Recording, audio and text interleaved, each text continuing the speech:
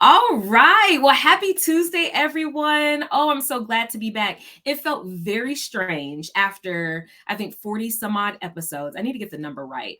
Not actually coming on here yesterday and seeing all of you all, but I hope everyone had a very pleasant Memorial Day. And for those who have definitely served for us, thank you for your service. But also, it was a great opportunity to think about and to reminisce and reflect on those who have served for us as well. So I'm very, very excited again for this conversation. For anyone who has not joined us before, hello, every beautiful body out there. My name is Blair G. Hervey. I'm the founder and CEO of The Corporate Strategist. I'm usually joined by my colorful co-host, my bestie and soul friend of 20 plus years, DeAngelo, but he cannot be with us today. But we want to send a big welcome to our guest, Taylor Nanz. Is it Nanz or Nanz? I forgot to ask you. Yes. Yeah. Nanz. Well, lovely. We are so excited to have you and your whole look and your background and everything. Thank you for being here. Thank you so much for having me. I'm so excited to be here. I'm so excited to talk with you. Excellent. And I love a good organic conversation. I think you and I met via LinkedIn. The information was flowing, the vibe was flowing, the synergy was there. We were like, you know what? We should definitely take this to this other platform too. So welcome again and welcome everyone to the Black DEIBA Collective Live. Usually DeAngelo would start us off with the art of the check-in. We all find it very important and very critical that we start off all of our conversations, our meetings, our days, our interactions with just asking people sincerely and authentically how they're feeling, how their heart is, how their soul is. So I'll extend that to you, Taylor. How are you feeling today? I'm feeling really great, actually. I launched my first art show and marketplace this weekend, and it was a lot of healing vibes with Black and Brown creatives. And so that left me on a high for the remainder of the weekend, and I'm sure this upcoming week as well. Plus, just seeing you again and being here today, all good vibes, good energy. So I'm doing wonderfully. How about you? Oh, thank you. And thank you for passing the question right back. You know, I'm feeling super fantastic as always. I just saw a message here from my cousin too. Hi, Andrea. She says, hi, cousin. Hi, Taylor. So seeing her, seeing you, getting the love and support that we always get is always fantastic. And it always fills me up. But for anyone who is not familiar with Taylor, let's get right into this introduction and this conversation. Taylor is a thoughtful, intentional, result-oriented, innovative employer brand and DEI champion with a niche in curating intentional, creative, and collaborative spaces for authentic connection. I absolutely love that. She's also the founder of Solid Grounds, where she produces pop-up events that use coffee as a conduit for community impact. Her coffee and conversation pop-ups aim to create safe spaces that uplift Black and Brown voices, encourage fellowship, and facilitate conversations on how to redistribute access to the resources, knowledge, and support necessary for removing systemic barriers to opportunity. Taylor has 8 years of doing DEI in corporate spaces and launching her own inclusive event production organization. Welcome again, Taylor, and thank you for this. I love this vibe. This is very interesting work that you're doing. I appreciate it. Really, I think a big piece of it was, being a part of all of these different spaces and feeling like, okay, we have to force ourselves into these spaces. And so how can we create our own spaces where we belong and exist is so important, because that's where a lot of the healing work comes into play. And I think that's directly transferable to the workplace too. Yeah, absolutely. Well, before we get into the conversation, we'd love to learn from your words and your perspective. How did you create your own DEIBA path? And what was that pivotal moment that really got you into the work? Yeah, so that's a great question. So I actually started from my very first experience. My very first professional experience was focused on DEIBA, and really the reason being was because I was looking for an internship. I went to a predominantly white institution, and I noticed that everyone around me was able to find an internship super easily, and I was applying to hundreds of places. And just didn't hear anything back. And so finally I had a manager who took a chance on me, and we're still super close to this day, but she had me on her employer brand team. And as I started to do some of that intern work and eventually move on to a full-time role there, I really started to question and have curiosity around, like, why do I not see people that look like me in these spaces? Mhm. Why are there not programs or ways to celebrate and uplift people that are struggling to find opportunities or maybe don't have the resources or the network to get access to them? And so I started immediately on the university recruiting team, and I used that as a way to kind of start my career in diversity and inclusion. And from there, every role that I've had since then has transformed, and I've been able to really turn it into a diversity and inclusion role. And so I try to weave it into everything that I do, whether it's focused on talent acquisition, belonging, equity, and inclusion. I really try to bridge the gaps with DEIBA in all of those spaces. I love that. And for folks who are not familiar, if this is the first time you're joining or the first time that you're really hearing this term, DEIBA is diversity, equity, inclusion, belonging. And on this show, it's allyship. But that could be accessibility, could be a plethora of other things as well.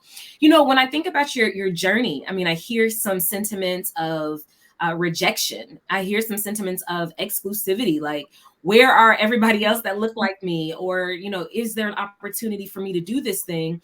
I keep trying, but I'm not being accepted. How much did that really influence the work that you're doing right now? I think it was tremendously influential. I think that was the pivotal point, right? Was like looking around and really seeing that there were people in these spaces, and I'm really glad to have started at Medtronic because they had a very strong African descent network.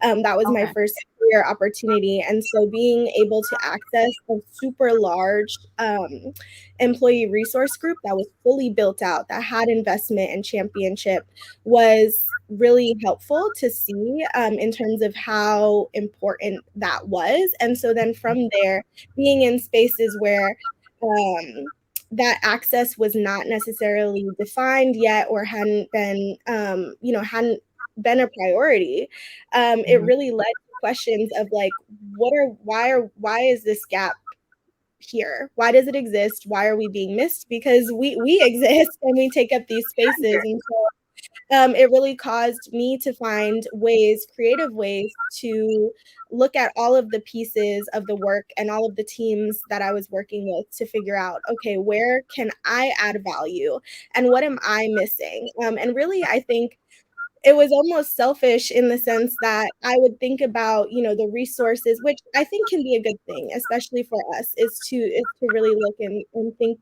about, what do I need in this space to feel like I belong? What do I need in this space to feel like I can grow and, get the leadership and the knowledge and all of the things that I need to be successful? And if that doesn't exist, how can I create that Mhm. for myself and then for others? I love that. I love how you thought about, what is the gap? And you based it on your lived experience, what you were seeing other people experience as well. And you said, you know what, this is a great opportunity for me to hop in this gap. DeAngelo actually shared with us some stuff ahead of time. He said, diversity requires commitment. Achieving superior performance diversity can produce further action, most notably a commitment to develop a culture of inclusion. People do not just need to be different, they need to be fully involved and feel their voices are heard. And he shared that quote from Elaine DeHaze, who's the CEO of Adecco. And so I love that how we're starting this conversation about crafting your own DEIBA journey, identifying those gaps, making sure the underrepresented feel seen and feel heard as well, and how you can do this from your current role and leveraging your voice. And all it really takes is raising your hand and volunteering. So, well, were you about to say something as well? You can go ahead. Oh, I was just thought about that. I mean, there's so many times, like you said, you started from internship. Sometimes we're thinking, especially in the workplace, hey, I'm already doing this work, or I'm already doing a job. Now I got to raise my hand to do something else, and I'm not going to be paid. How does that really benefit folks when they're trying to carve their own path by raising their hand to do something else, and they may be doing it for free?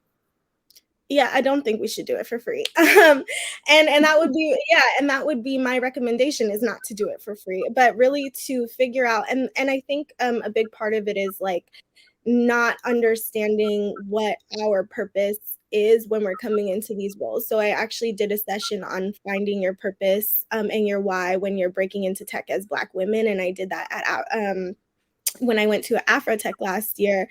And some of the conversation was really around understanding, like, what is it that you're hoping to gain from this experience when you're entering into your career, whether that's leadership access, whether that's, knowing that Black women died during labor at 3 times the rate of, other races in the US. So access to the right benefits, like all of these things make up, where we can add value and what we need. And then I think just also looking at your own skill sets and understanding that you don't have to take on and boil the ocean, because it took 400 years for this system to be built. It's not going to take one person or one project to really break these barriers down. And so I think having that goal of what you came in here to do, and then having the intention of really understanding your own worth, your own value, and then putting that into practice in the work that you're already doing is impactful enough. And then as you start to see those gaps, start to write them down. And I'm so thankful. I see Constance just wrote in the chat, and that was my previous leader at Udemy, and we are still extremely close. But honestly, she's the most influential leader I ever had. And she's the type of leader that I aspire to be. And so during my search for a job, when I was looking at Udemy, the biggest thing that I thought about was that I really wanted leadership, strong leadership, and I wanted to be able to grow from someone who was a subject matter expert. And so that was Constance. And knowing that purpose, I really was able to then focus and hone in on the skill set that I did have and figure out where I could add value into these spaces instead of trying to tackle everything all at once. One of the things that she told me was to create a awesome list.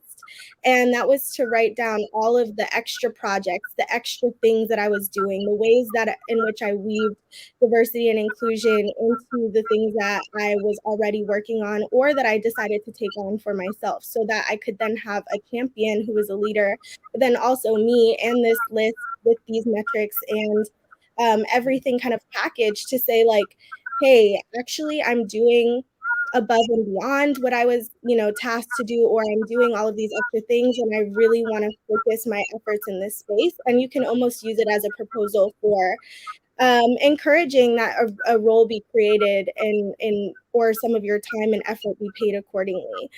So I would say looking for creative ways to not only engage D&I to what your current role is, but then also advocating for yourself and finding ways where you can really create the business case of doing what you think that your skill set can intend while also creating impact.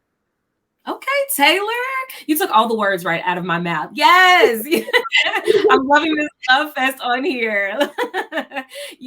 Constance, she's definitely supportive of you in this comments here. I'm loving this love as well. She says, yes, create that proposal for the quaint. Absolutely. But if you don't tell your own story, then either someone's going to tell it for you in the way that they choose to, or they're not going to tell it at all. So if you want to create champions and people that can sell you on your behalf, you're right. You have to make sure that you have a list of these transferable skills. You have a list of all of these achievements. You have a list of the results you've been able to get in different environments as well, and be able to share that and articulate that in a compelling and, I say, concise way. Because sometimes I think we have a tendency to just be talking ourselves out of a sale, right? Make it compelling, make it concise, and get to that proposal. I love that. And I love how you said, really center your why. Determine what your purpose is, determine what your niche is, much like you did during the internship. Determine what the gap is and how you're going to fill it. And that's how you really add value. So I love those things. Find your why, have an awesome list as well. You added, or in advance, you shared a third thing that I think is very, very important. I was born in Dallas, Texas, raised in Louisville, Kentucky, launched my career in Atlanta, Georgia, been in the Pacific Northwest for 5 years. And this big C word has really, really been important to me, which is community. And so talk to us about how building your community, I think it's displayed in the comments here, but how is building a community valuable to creating your own path as well? Yeah, I think community is absolutely key. I think that it's really hard to feel alone, feel isolated, and I think a lot of the action comes from community. With community and resources comes impact, right? And so I really think that support is necessary. Grassroots brings the heart, but then to your point before, I think the champions bring the action. And so when Ooh. you look when you look at community, I think it's a mix of those things where you have the people that are passionate, they see the gaps because they exist in those spaces. And to be able to not feel alone in those spaces, and is so important and so crucial. And I also think, going back to when I talked about boiling the ocean, I think knowing our limits is super important. And so it's, what can I do? What can I do in this space? Of course, but then also, how can I uplift the people that are around me, the community that's around me? And that's really enough. Because I think when you start to think about all of the issues and everything that needs to be tackled and all the things that need to be done, it can be overwhelming. But having that community support is just constant reassurance that, that you're not doing things alone, that you have that space. And I also think when we think about belonging and inclusion, people need spaces to heal. I talked about that before, even in the workplace, because people don't want to belong or engage in areas without trust. And so I really do think that with building community, there's trust, and that looks like action, it looks like accountability, it looks like care. And with that being said, knowing our value and having and knowing our limits without trust, it causes friction in an organization. But knowing our value and our limits with trust, it really fosters true connection to that purpose that I was talking about earlier. So I think that's what builds brand loyalty. That's what builds people that want to stay at the organization, that want to do all of the things for the organization, that are okay with raising their hand because they know that they're going to be supported, and it's a cycle. Well said. Look, you are just like preemptively striking all of my questions, because that's what I was going to ask you. When it comes to community, like, what characteristics should people be looking for? Because I imagine when I was moving from state to state, whether it was decade to decade or whatever the case may be, I needed something different every time I moved into a space. And I remember DeAngelo, he actually suggested, hey, get on Facebook, join a Facebook group called Black Portland. And then he suggested maybe a women's affinity group. So I joined PDX Women of Color. And then with time, I joined a philanthropic group as well, Junior League of Portland. So I had to figure out like what I needed in each one of those things. In your opinion, aside from trust and a space for healing, what are one or two other characteristics people should be looking for when they're building their own community? Yeah, I think psychological safety, so a place where you can be vulnerable, Mm. and then also celebration of Ooh, wins, culture of community. I mean, the same reason why a lot of organizations have a homogenous pool of employees is because there's that shared culture, right? And it's comfortable, and it makes people feel like they belong. And so we need to be incorporating that as well when we think about community, because we are such a dynamic group of people, and we take up so many different spaces. So how can we encourage and uplift everybody that may be in, that may take up certain spaces that we don't necessarily have strengths in, and really use that to cultivate really celebration of all of that. I think that's really at the heart of belonging and inclusion overall. Oh, I like that. That's a really good one. Taylor, I could just hug you. I'm loving this. Because when I think of I'm so sad. I mean, I was in San Francisco. I was so close to you, this close to you, and could not join. Oh, I think your event was on that following Saturday, and I left on, I think, that Thursday. But I'm going to have to make sure I make a trip out to Oakland, right? For one of your pop. Come through. That Saturday event was everything. It was a lot of healing, a lot of love, a lot of community.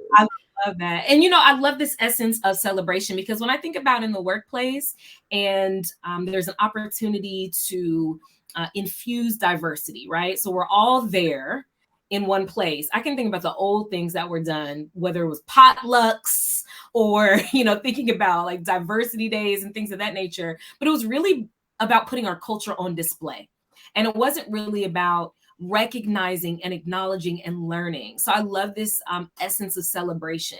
It's, you know, really diving into to put your arms around people and not just celebrate the trials, but also think about like what are the tribulations of certain communities. So that's a great point. Another question.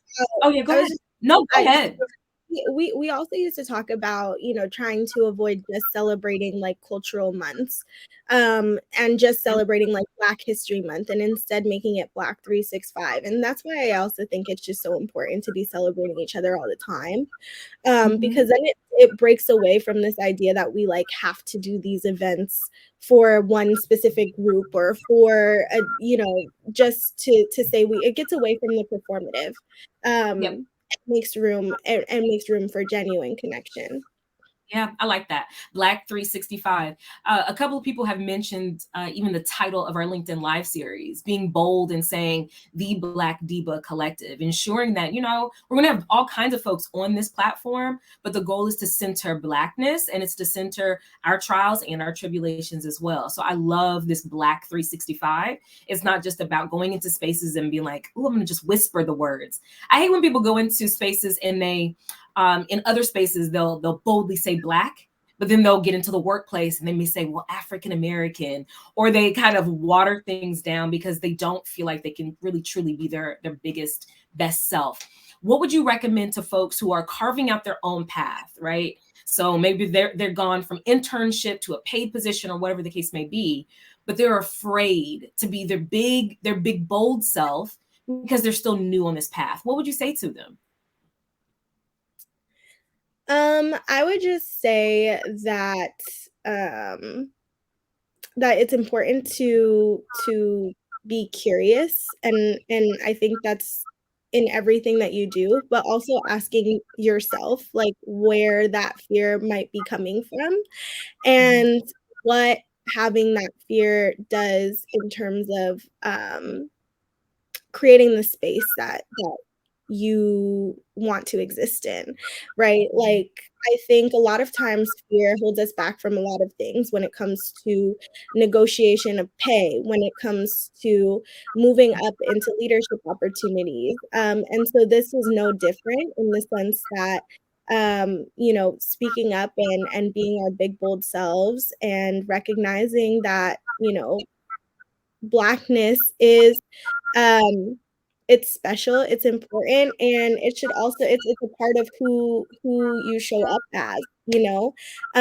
And so to fully accept that, I think there's a lot of room when you take away that fear, there's a lot more space to be able to do, cool things with that, right? Instead of, like, shying from it, really embracing it and really seeing, like, "Okay, how can I make this perspective that you all have limited knowledge on, that you all have probably limited access to, create something that I would wanna see." And I think a lot of times companies, or organizations, try to, you know, connect with us through, like, their mission and value statement, and we've seen that the mission and value can also change based off of the revenue, right? And Right? so when you're thinking about moving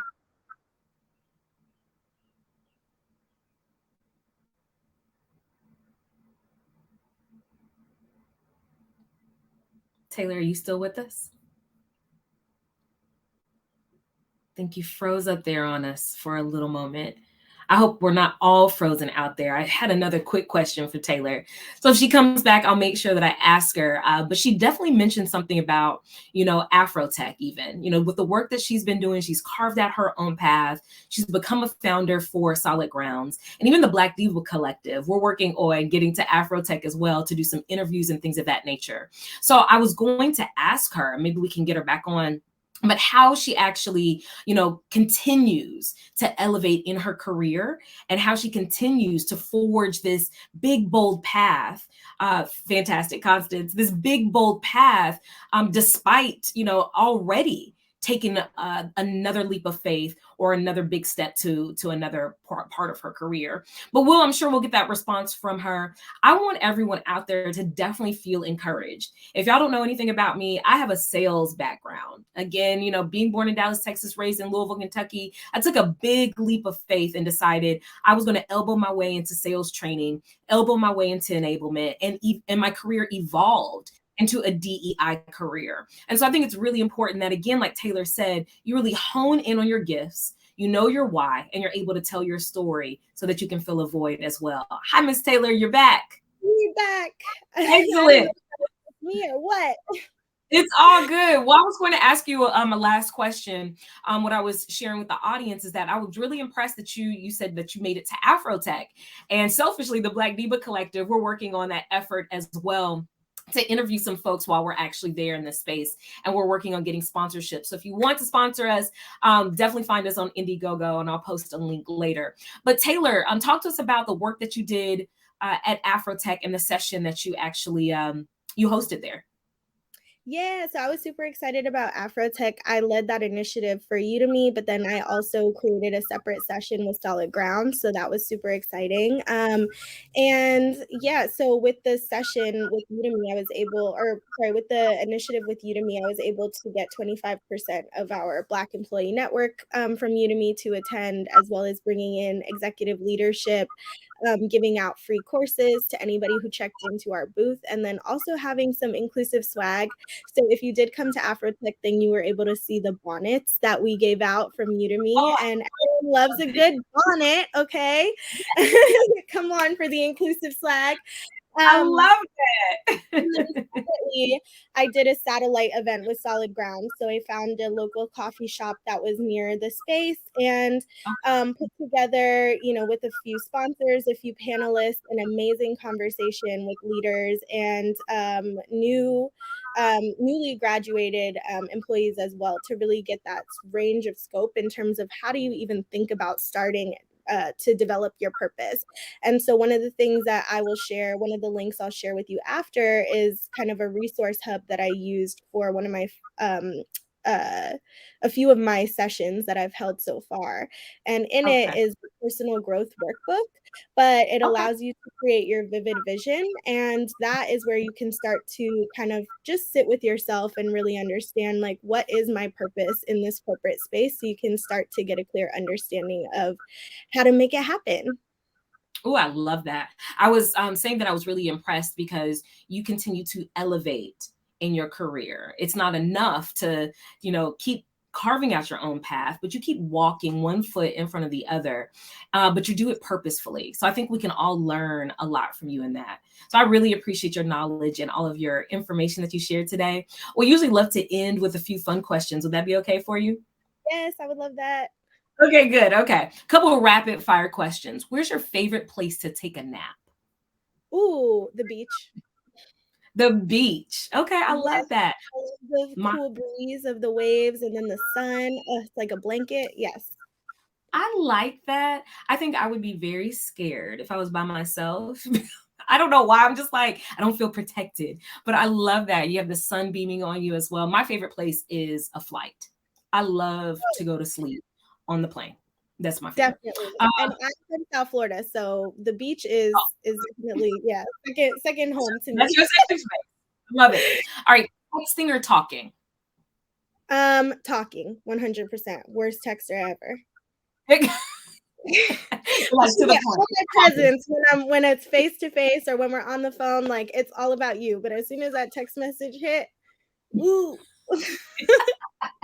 Voice notes. I love voice notes. You can catch the context. I love voice notes. Yeah. All right. Last one. What is your favorite day of the week? I love Saturdays. Okay. Why is that? I love Saturdays. I just feel like it's giving relaxation, rest. You don't have to think about anything else. There was some rest the night before on a Friday night. There's rest tomorrow. Between a lot of rest. I love that. Rest. I love when Black people rest. So go ahead and get your Saturday for rest. I hear you. I love that. Well, thank you for sharing that with us. We greatly appreciate you. And again, all the information you had to share today. Today's shout out is for Janice Gassam Asare. She's a LinkedIn learning instructor, and I apologize if I butchered your name. This was shared by DeAngelo Crane as well. It seems as though Janice, she actually recently wrote the book, Decentering Whiteness in the Workspace. And what I want to remind folks as well is that just thinking about our auntie Tina Knowles. And she said, I think on Solange's album, A Seat at the Table, that just because we are pro-Black does not mean that we are anti-white.